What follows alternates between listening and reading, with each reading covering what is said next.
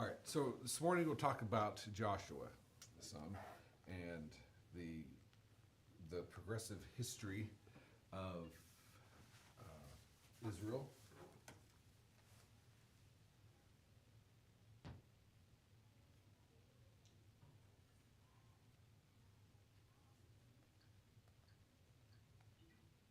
Here, if you're using slides, there's a little TV option on the live stream. All right.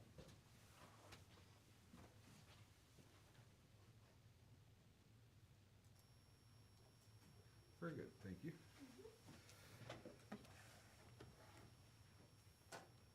So this is Joshua's part of the collection of books known as the historical books, and gets into the long historical progression and development of Israel as a nation, as they begin to walk into their God-given heritage and their promised land after the deliverance that is accomplished under Moses. So in many ways, this is an exciting launch into the next phase of Israel's history, as Joshua assumes leadership after the death of Moses. It's very exciting, filled with lots of ups and downs, many miracles, many instances where God shows himself faithful. So just as an introduction to the ministry of Joshua, we have to at least wrap up the life of Moses. And the death of Moses is recorded in Deuteronomy 34. So we'll just highlight that real quick before we jump into Joshua. So Deuteronomy 34. Sorry, I'm late. I Morning. slept through my alarm that I had. All right. I don't even know. Well, good to see you. Excuse me? Good to see you. Yeah.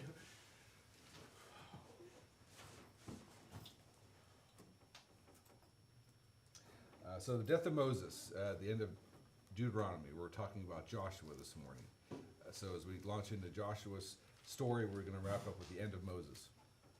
Yes, sir. So Deuteronomy 34:1. So now Moses went up from the plains of Moab to Mount Nebo, to the top of Pisgah, which is opposite Jericho. And the Lord showed him all the land, Gilead as far as Dan, and all Naphtali in the land of Ephraim, and Manasseh in the land of Judah, as far as the western sea, and the Negev and the plain in the valley of Jericho, the city of palm trees as far as Zoar. So quite a view. Talk about, have you ever been up onto a mountain or a tall building, and you can see have a view of a cityscape or a landscape as far as the eye can see, to where you see the horizon, or the land meets the horizon, and this breathtaking view.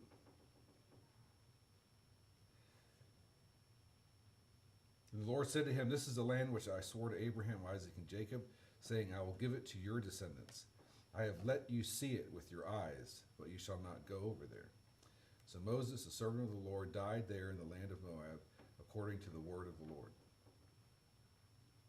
And he buried him in the valley of the land of Moab, opposite Beth Peor, but no man knows his burial place to this day. So, verse 7. Although Moses was 120 years old when he died, his eye was not dim, nor his vigor abated. So the sons of Israel wept for Moses in the plains of Moab 30 days, and the days of weeping and mourning for Moses came to an end. So here is the reference to Joshua. Now Joshua, the son of Nun, was filled with the spirit of wisdom, for Moses had laid his hands on him, and the sons of Israel listened to him, and did as the Lord commanded Moses. So here's this progressive following of leadership as the mantle passes from Moses to Joshua. And a couple highlights just to paint a picture of what that process looked like, of Moses having laid his hands on him, this physical demonstration before the people, the spiritual act of anointing him, of passing his mantle on, and being filled with the spirit of wisdom. And then the response for the people. What did the people do? They listened to him and did as the Lord commanded Moses. So since that time, verse 10, this is a powerful verse, speaking of Moses. Since that time, no prophet has risen in Israel like Moses, whom the Lord knew face to face. For all the signs and wonders which the Lord had sent him to perform in the land of Egypt against Pharaoh and all his servants and all his land, for all the mighty power and for all the great terror which Moses performed in the sight of all of Israel. A lot of alls in there. All the power, all the great terror in sight of all of Israel. So, very powerful conclusion to Deuteronomy, to the death of Moses, and a significant attribution of the position that Moses had, the closeness, the presence that Moses experienced with God, that the Lord knew him face to face. All right, so jumping into Joshua, just a little quote to get our thoughts fired off, inspired a little bit. The faith that the Bible defines and expresses is explicitly a historical faith. So this is not obviously a verse from the Bible. This is a quote from one of the authors.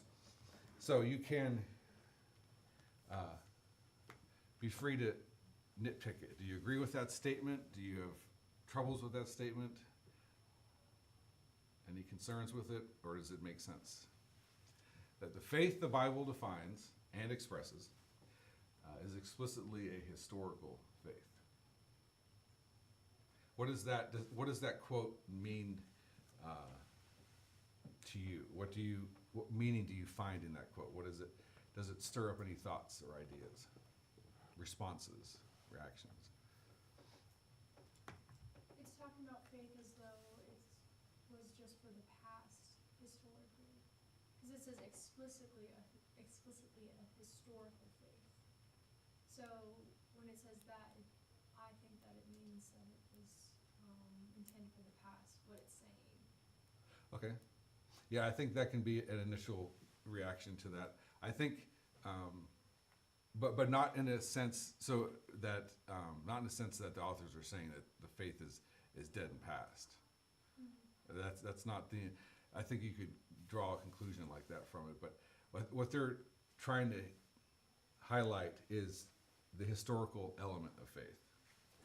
The fact that you can look back just like we did to the life of Moses and the progression to the life of Joshua, the history of that. Not that faith is dead and gone or in the past only or something only to study as a historical lesson. Faith is past, present, and future. Faith is all encompassing. Our entire existence is summed up in a life of faith, of believing for thankfulness in the faith that God brought us through, the faith that we live in this very present moment, and the faith that we look to the future. So the intent of this statement is not to in any way cast a shadow on faith like it's past only. It's to highlight the value of a historical progression of faith through time. That we can look back in time, we can look back in history and see what faith, the work of faith, the fruit of faith in the lives of people, and then the fruit of faith in our life now. And that is a continuous work.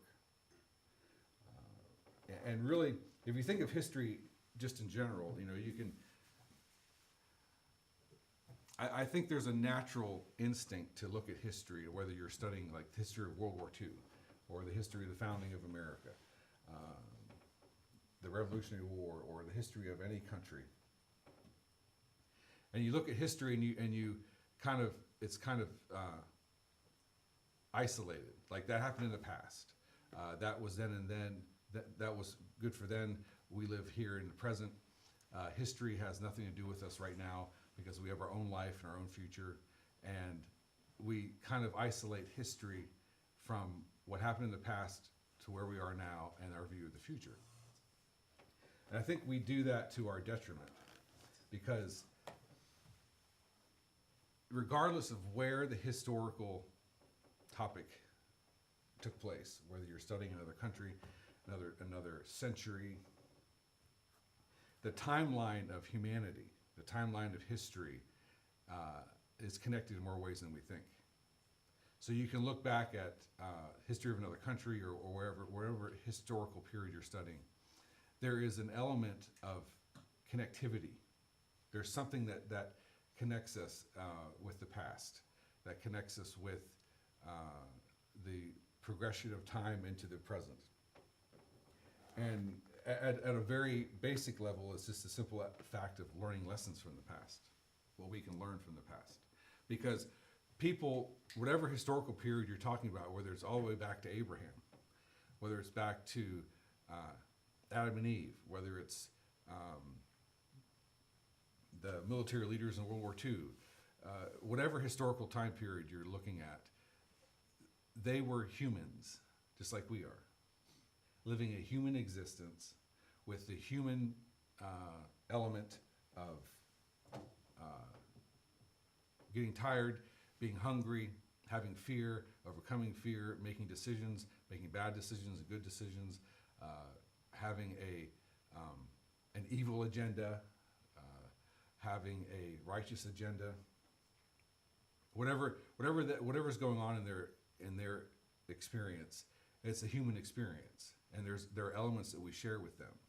Even with Joshua, there's so much time, culture, distance, language that separates us from his time period. But yet, the historical faith that Joshua went through is relevant to us here today, and will be relevant to us tomorrow. So it's a progressive connection throughout history. Like I said, at the very basis, just learning lessons from the past and realizing that there's we have more in common than what separates us. All right. Any other thoughts on that? Having a historical faith, not one of the old dusty faith that's on the shelf in the history books, but one that's alive and active. So, just more thoughts on that. In the Old Testament, faith is defined through past events, because we look at the historical element of it, what happened in the past. So faith is defined, it's delivered, it's taught, it's explained. In the New Testament, faith is based on resurrection, the promise of the resurrection, the hope of eternal life, and looking forward.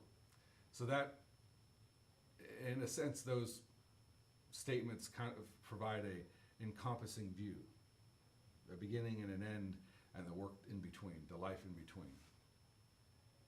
From creation to resurrection and the life we live in between. And then both views focusing on the miraculous work.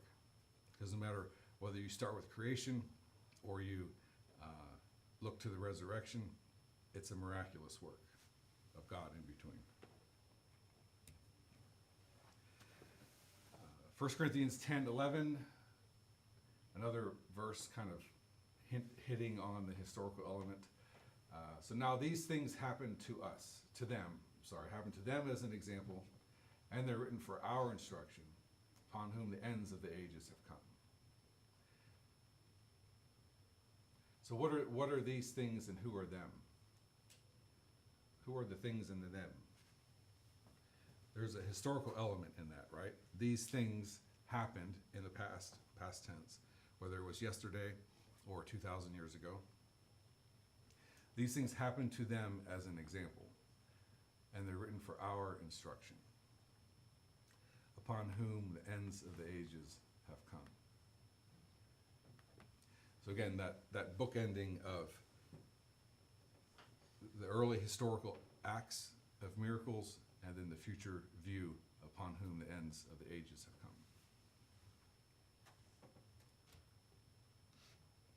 All right, let's look at a character sketch of Joshua and look at different time periods, highlights of his life that kind of paint a picture of who he was as a man of God and as a leader of the people of Israel.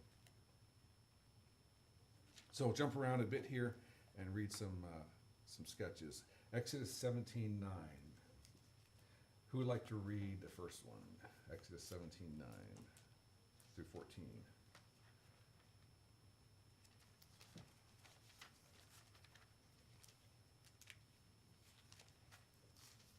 I have it. All right. You said 9 through 14? Yes. So this is an element of Joshua's life when he's a leader in the army. Okay. And Moses said unto Joshua, choose us out men and go out, fight with Amalek. Tomorrow I will stand on top of the hill with the rod of God in mine hand. So Joshua did as Moses had said to him, and fought with Amalek. And Moses, Aaron, and Hur went up to the top of the hill. And it came to pass, when Moses held up his hand, that Israel prevailed. And when he let down his hand, Amalek prevailed. And Moses' hands were heavy, and they took a stone and put it under him, and he sat thereon. And Aaron and Hur stayed up his hands, the one on the one side, the other on the other side. And his hands were steady until the going down of the sun. And Joshua discomfited Amalek and his people with the edge of the sword. And the people said unto Moses, write this for a memorial in a book, and rehearse it in the ears of Joshua, for I will utterly put out the remembrance of Amalek from under heaven.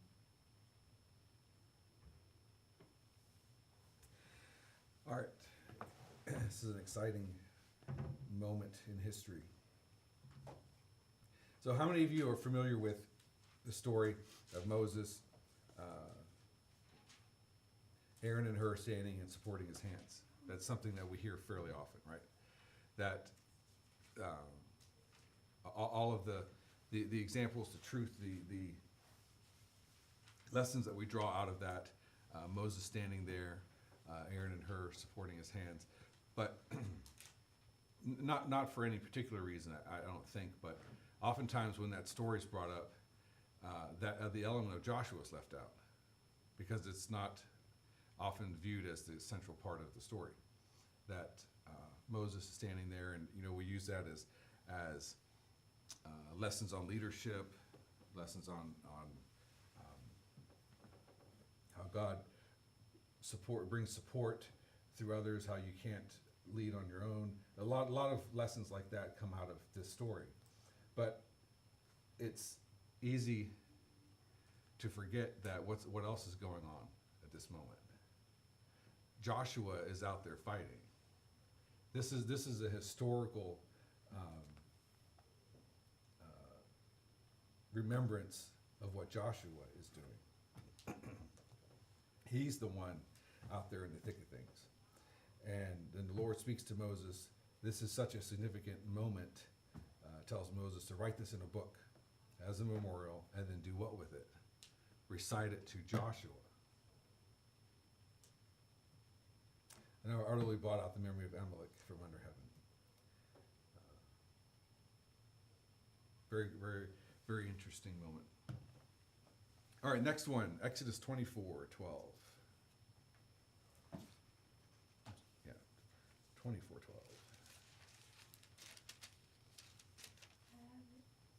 Do you want me to read 13 too? Yes, please. And the Lord said unto Moses, come up to me into the mount, and be there, and I will give thee tables of stone, and a law and commandments which I have written, that thou mayest teach them. And Moses rose up, and his minister Joshua, and Moses went up into the mount of God. All right.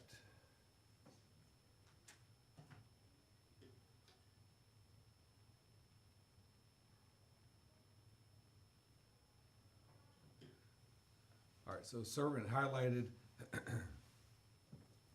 this part of the sketch of Joshua's life, we go from this military leader fighting in the thick of things to now here's Joshua mentioned as a servant to Moses, going up to the mountain of God.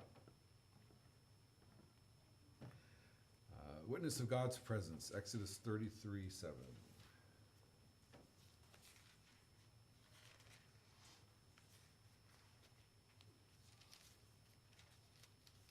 7 through 11. 7-Eleven. How many of you like 7-Eleven coffee? Never had it. No? Oh. It's not great coffee, but it's not bad either. All right.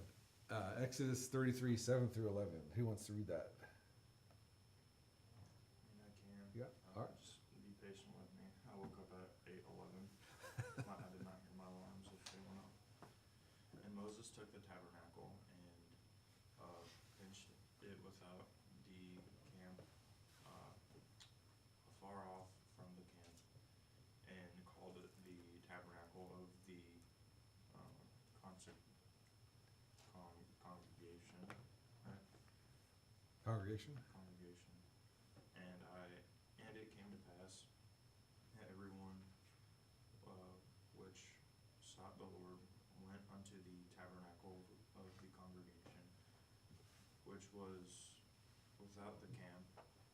And it came to pass when Moses went out unto the tabernacle that all people rose up and stood every man at his tent door and looked after Moses until he was gone into the tabernacle. And it came to pass as Moses entered the tabernacle, the cloudy pillar descended and stood at the door of the tabernacle. And the Lord talked with Moses, and all the people saw the cloudy pillar stand at the tabernacle door. And all the people rose up and worshipped every man in his tent door. And the Lord spoke unto Moses face to face, as a man speaketh unto his friend. And he turned against into the camp, but his servant Joshua the son of Nun, a young man, departed not out of the tabernacle. All right, very good. Thank you. All right, what are your thoughts from this passage?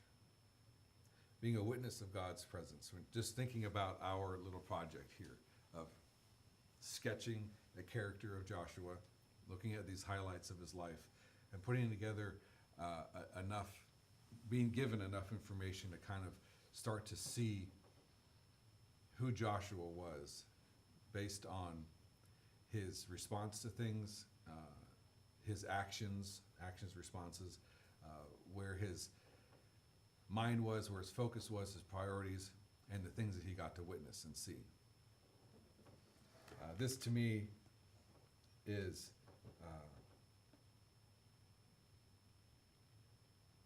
probably one of the most significant ones, and yet it could be easily overlooked, because this passage is so powerful with its description of the tabernacle, of Moses going into the tent.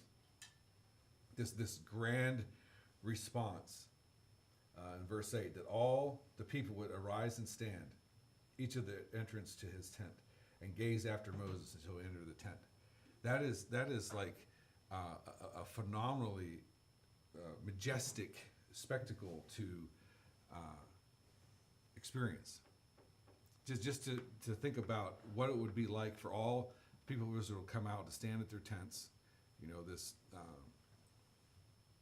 this turning out, if you will. It's like when a parade comes through town, like when the Christmas parade comes through town, and the town turns out and lines the streets. Everyone's coming out of their homes, and they're all lined up the streets, shoulder to shoulder, this huge crowd of people just to watch the parade come by. So what is this experience like, to see all of Israel come out of their tents, come out of their homes, and to stand most likely with their family there with them, neighbor with neighbor, family with family lined up, and everybody standing.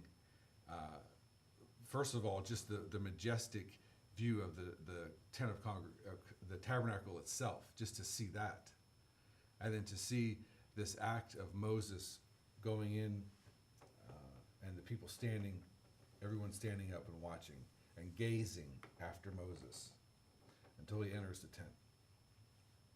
And then when Moses is in the tent, this pillar of cloud descends and stands at the entrance, and the Lord speaks to Moses. I mean, this is like, how much more powerful can you get of a story, of a historical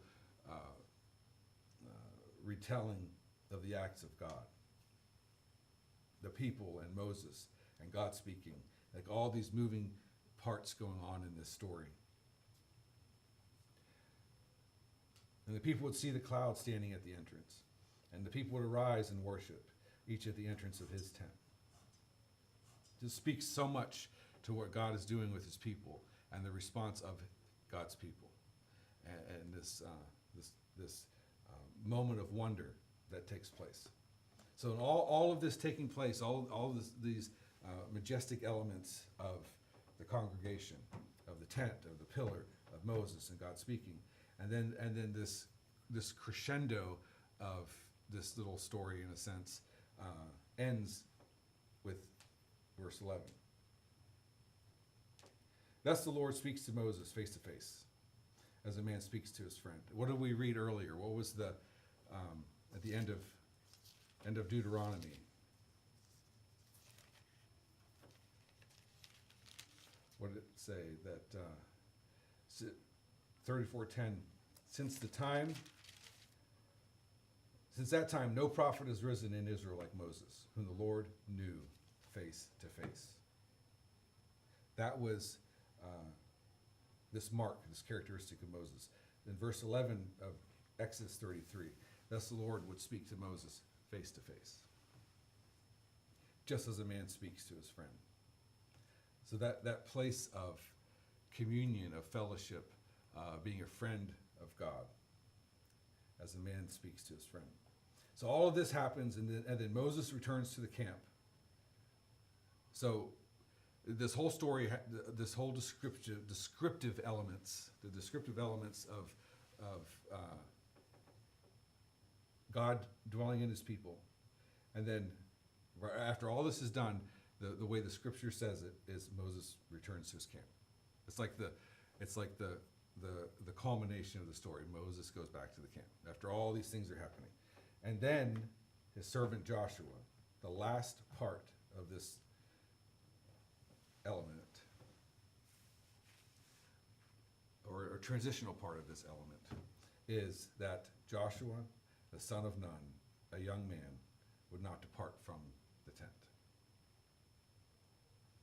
So it's like this little footnote on this grand story of Moses and the tent and what God's doing, and it ends with this little footnote that Joshua, the son of Nun, a young man, which is kind of a tender way of describing Joshua. You know, he's this military leader. He's a servant of Moses. He's growing up into all that God's going to have for him to do.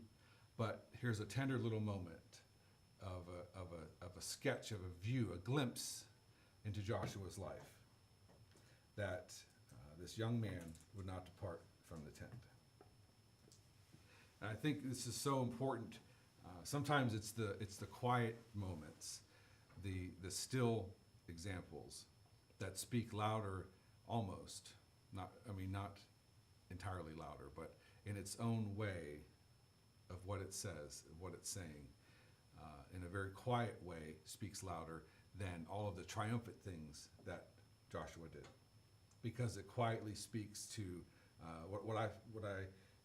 what the sense I see is it quietly speaks to him where his heart is, without doing anything heroic, without defeating any army. This is just an element of his heart where Joshua, as a young man, is not departing from the tent. Speaks of his priorities, speaks of his interests, of his heart's desires. Where is his mind? Where is his heart? All right, a few more real quick. Numbers 13. I had it right here. All right, let me see if.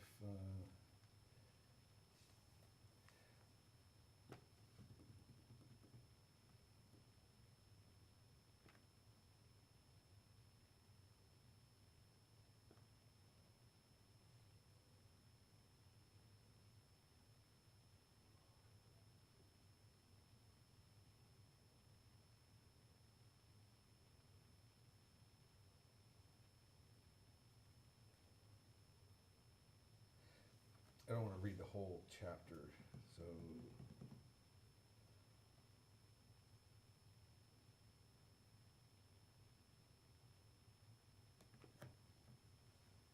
All right, so just read verses 1 through 3, just to. That's fine.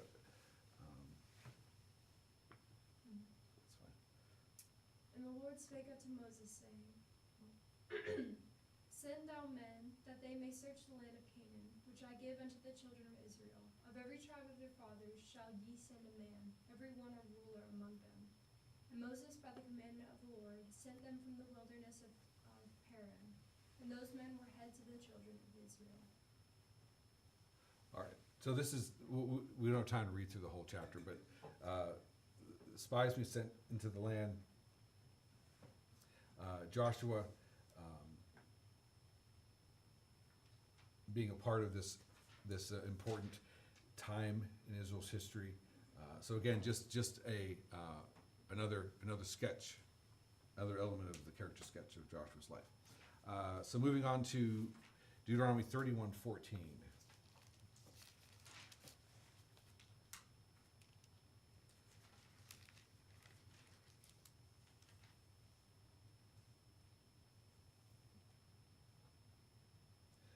Just 14, one verse. Anybody want to read that? 31:14. And the Lord said unto Moses, Behold, thy days approach that thou must die. Call Joshua and present yourself in the tabernacle of the congregation, that I may give him a charge. And Moses and Joshua went and presented themselves in the tabernacle of the congregation. All right. So again, another key moment in Joshua's life here in this time of Moses passing and the progression on to Joshua. And then lastly, Deuteronomy 34:9, which we've already read. So just to repeat it again, because this is what we opened up class with. So 34:9, Joshua son of Nun was filled with the spirit of wisdom, for Moses had laid his hands on him, and the sons of Israel listened to him and did as the Lord commanded Moses. So being filled with wisdom. So this is just to highlight an overview of Joshua, his place of significance, the role that he played in Israel, whether it's in fighting, whether it's in the congregation, witnessing God's presence, his specific roles that he was called to serve in, and then how God anointed him and filled him with wisdom. And we're running out of time. So we'll wrap up Joshua chapter 1. Very famous chapter. 1 verse 1. It came about after the death of Moses, the servant of the Lord, that the Lord spoke to Joshua, the son of Nun, Moses' servant, saying, Moses, my servant, is dead. Now therefore, arise, cross this Jordan, you and all this people, to the land which I am giving to them, to the sons of Israel. And every place on which the sole of your foot treads, I have given it to you, just as I spoke to Moses. From the wilderness and this Lebanon, even as far as the great river, the river Euphrates, all the land of the Hittites, as far as the great sea, towards the setting of the sun, will be your territory. And no man will be able to stand before you all the days of your life, just as I have been with Moses, I will be with you, and I will not fail you or forsake you. So what do you think, going back to our opening statement about faith being a historical faith? This is where this stands out. When Moses says to Joshua, I'll be with you, and I will not fail or forsake you, because I will, just as I have been with Moses, I will be with you. That one statement is a statement of history. Now, it was just only a few years ago, or even just a few days ago, because God was with Moses up until his time of death, and Joshua succeeding him. So for God to say to Joshua, just as I have been with Moses, I will be with you. The way in which God was with Moses is a historical, at this point now becomes a historical reference, because that was in the past. And now Joshua is assuming leadership and moving forward. So at this point in history, at this very moment, everything that God did with Moses is now in the past, is part of history, even if it was just yesterday. Yesterday is a part of history. And God is saying, as all throughout that history, as I was with Moses, I'm going to be with you, which looks into the future. And I will not fail you, and I will not forsake you. So verse 6, be strong and courageous, for you shall give this people possession of the land which I swore to their fathers to give them. Verse 7, only be strong and very courageous, and be careful to do according to all the law which Moses my servant commanded you. Again, in the past, historical, what Moses my servant commanded you. Looking to the future, do not turn from it to the right or to the left, so that you may have success in the future. You will have success wherever you go. And this book of the law shall not depart from your mouth, but you shall meditate on it day and night, so that you may be careful to do according to all that is written in it. For then you will make your way prosperous, and then you will, looking to the future, have success. Have not I commanded you, be strong and courageous, and do not tremble or be dismayed, for the Lord your God is with you now and into the future, wherever you go.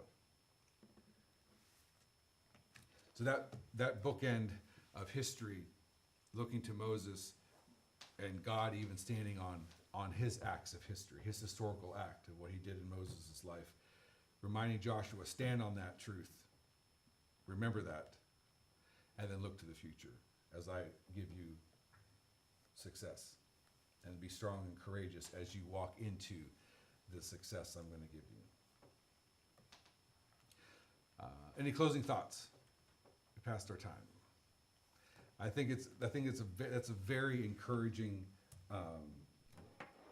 message for all people at all times in their walk of faith, regardless of where you are. That things that you have seen in your life, in the lives of others, the way God has moved, that becomes a historical story that you can look back on and apply it to your present situation and to what you're moving into in God. That his faithfulness and the work that he's done will continue in your life. So that to me is the power of a historical faith, because it's past, present, and future. It's looking at what God did, being encouraged by that, knowing he's working in your life today at this moment, and then being strong and courageous for the future where he's going to take you. And all of that encompasses our life of faith. Amen? All right, we'll have something next week for you to wrap up the semester. I'll let you know what it is. Probably another online quiz of sorts to wrap it up. All right, anything else? All right, bless you all. Have a good morning.